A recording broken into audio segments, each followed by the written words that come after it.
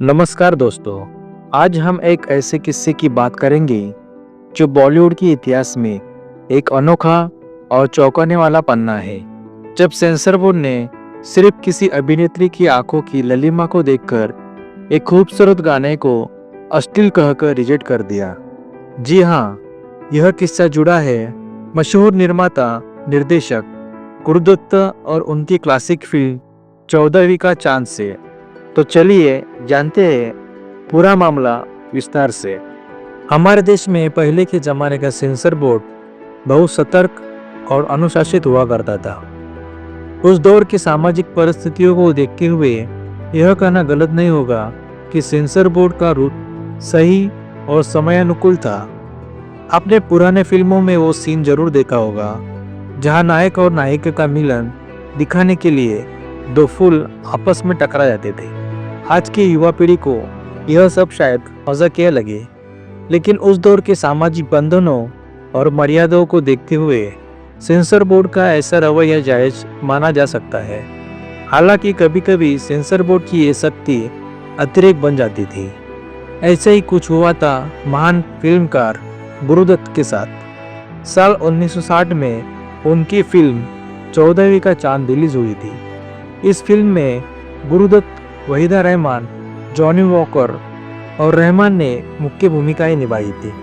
गुरुदत्त की पिछली महत्वाकांक्षी फिल्म कागज के फूल फ्लॉप हो चुकी थी और उन्होंने इसके बाद निर्देशन छोड़ दिया था। 14वीं का चांद का निर्देशन अनुभवी निर्देशक एम सादिक ने किया। गाने लिखे थे शकील बदायूनी ने और संगीत दिया था रवि ने।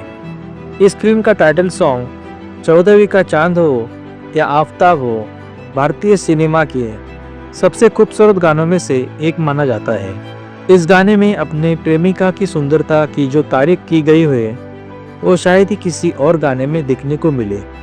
ऑटो पे खेलती है तबस्सुम की बिजलियाँ, सजदे तुम्हारी राह में करती है कहकशा।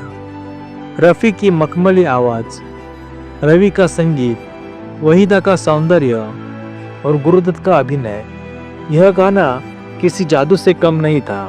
चूंकि पूरी फिल्म ब्लैक एंड वाइट थी, एक गाना भी उसी तरह शूट किया गया।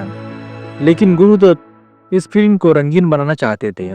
उसी दौरान भारत में रंगीन फिल्मों का दौर शुरू हो चुका था।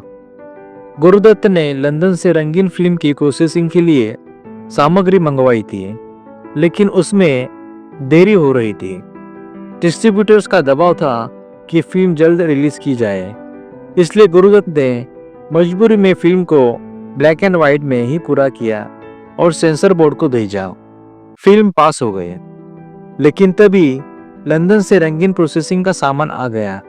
गुरुदत्त ने तय किया कि कम से कम एक गाना तो रंगीन में शूट किया जाए, और वो था 14वीं का चांद हो। ब्लैक एंड वाइट जैसा ही फ्रेम टू फ्रेम गाना रंगीन में फिर से शूट किया गया। उस जमाने में रंगीन शूटिंग के लिए बहुत तेज आर्क लाइट्स का इस्तेमाल होता था। इन लाइट्स की वजह से वहीदा रहमान की आंखों में जलन शुरू हो गई। आइस पैक लगाकर दर्द सहते हुए उन्होंने पूरे गाने की शूटिंग पूरी की। गुरुदत्त और पूरी टीम को रंगीन वर्जन बहुत पसंद आया। उन्होंने ये नया गाना सेंसर बोर्ड को भेजा। क्योंकि गाना नया शूट हुआ था, दोबारा अप्रूवल जरूरी था, लेकिन सेंसर बोर्ड ने ये गाना रिजेक्ट कर दिया। गुरुदत्त हैरान रह गए। कारण पूछा तो जवाब सुनकर सब अवाक रह गए। बोर्ड ने कहा, हमें वहीदा रहमान की आंखें बहुत लाल दिख रही है, इससे वह बहुत मादक लग रही है। उनकी निगाहें बहुत सजेस्टिव है, इसलिए हमें यह गाना अश्लील लगा। गुरुदत्त ने समझाया कि उनकी आंखें लाल है क्योंकि शूटिंग के दौरान आर्क लाइट्स की वजह से उन्हें तकलीफ हुई थी, लेकिन सेंसर बोर्ड ने कुछ नहीं सुना। आखिरकार गुरुदत्त को रंगीन वर्जन हटाकर वही black and white version release करना पड़ा। गुरुदत्त की मृत्यु के बाद लगभग 40 साल तक ये रंगीन गाना किसी को देखने को नहीं मिला, लेकिन तकनीक के विकास के साथ आखिरकार यह रंगीन वर्जन आज यूट्यूब पर उपलब्ध है। आप भी जाकर देख सकते हैं। वही गाना, वही भावनाएं और वही सौंदर्य। आज की पीढ़ी को यह सब अजीब लग सकता है, पर उस जमाने की सोच और सेंसरशिप कुछ और ही थी। सवाल सिर्फ आंखों का ही नहीं था, सवाल उस सोच का था जो कला और अश्लीलता के बीच की रेखा पहचान न सके।